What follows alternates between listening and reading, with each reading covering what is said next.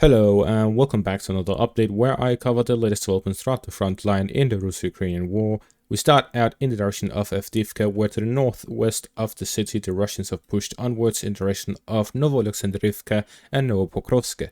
In the direction of Novopokrovske, the Russians have managed to capture the majority of the village, leaving only the western parts in between a gray zone and a Ukrainian-controlled zone.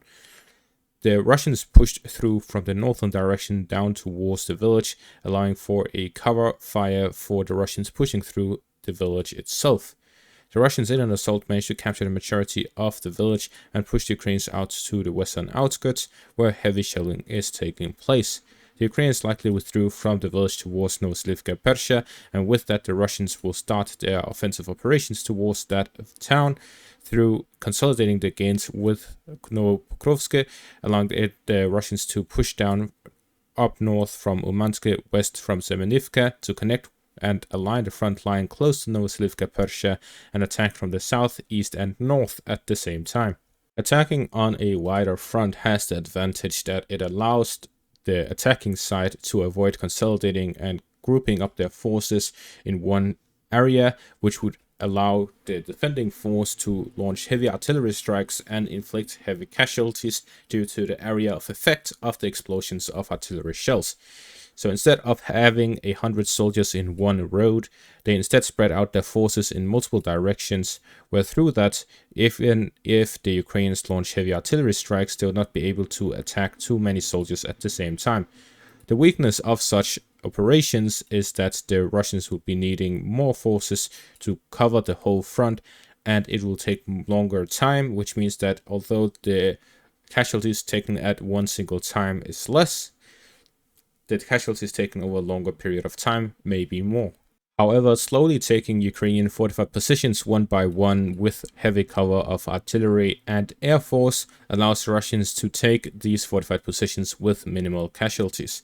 Although there are a lot of fortified positions mapped out on the map, not all of them are, and pretty much every single forest line across the front the Ukrainians have positions within, whether they are fortified trenches or simply soldiers standing within those forest lines holding the line to prevent a Russian advance. We do not have the necessary information to know that.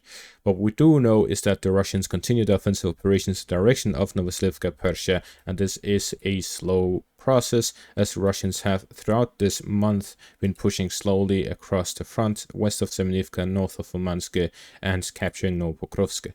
At the same time, we also see pushes towards Sokil, where fighting is taking place within the village, and by Novopokrovske, where the Russians have now secured the southern part of the town, following them controlling the eastern part, and with that only the western part remains under Ukrainian control, where the central part is in the gray zone. The Russians have pushed the Ukrainians back to the fortified positions, where the Ukrainians now have their positions outside of the town itself, and the majority of the town ends up in a gray zone.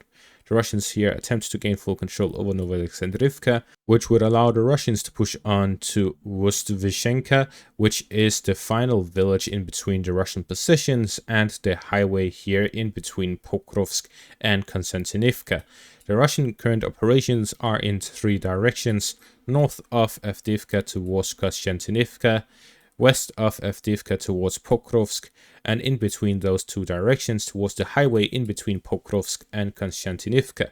Pokrovsk is the main supply hub for the Ukrainian positions in the Donetsk region, and Konstantinivka is the southern axis of the Ukrainian Slovyansk-Konstantinivka line, which lies west of Bakhmut.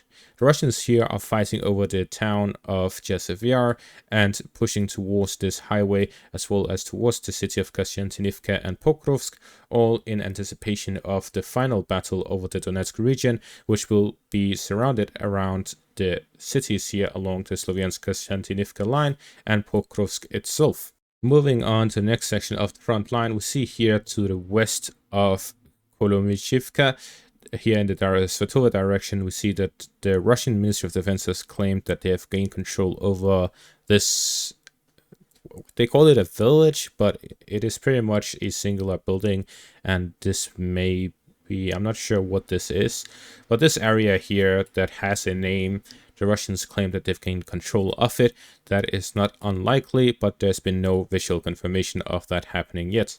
The The Russians have been pushing towards the Serbets river line here in the northwest of Svatove, direction of Stelmehivka, Miesosherivka, and Andreevka here by the Serbets river line.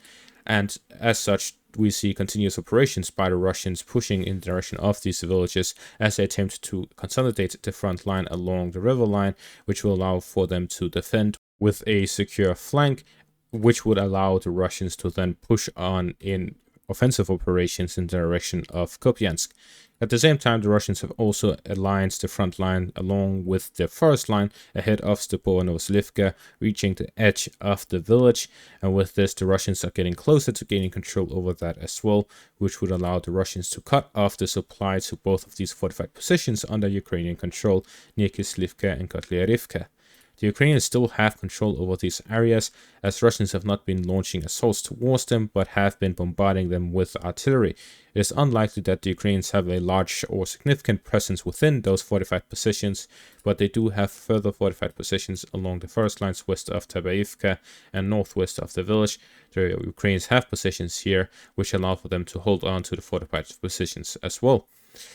The Russians cutting off the main road here north by Stepova Novoselivka will allow them to flank the Ukrainian positions and take control of these fortified positions and the heights northwest of Tabaivka, which will secure the western flank of Kotlyarivka and Koslivka and allow for a push towards Peshane, which is the next stop on this highway to Kupiansk. Moving on to the next section of the front line, which is the Kharkiv front, the Ukrainians continue their attempts at counterattacking in the direction of Lyubovka and Vovchansk, but according to the latest reports, there's been no advances by the Ukrainians. The Kharkiv front has reached a complete standstill, where the latest advance by the Ukrainians took place on the 6th of June, which was about a week ago. Following that, the Russians have been able to hold their lines by Lyubovka and Vovchansk, where the Ukrainians have been unable to gain further territory. The Ukrainians have been building up their forces since the Russian offensive, where the Russians are now outnumbered 3-1 by the Ukrainians. The Ukrainians, with that advantage, decided to start launching counterattacks to push the Russians out of the Kharkiv region. However, the Russians have been able to hold their lines within Vovchansk and Lyubovka, preventing the Ukrainians from recapturing these villages. We see that the Ukrainians have been continuously attempting for a couple of weeks now to regain control over these areas, but have so far been unable to. The Russians in this position are moving completely to the defensive, where they are not attempting to advance further.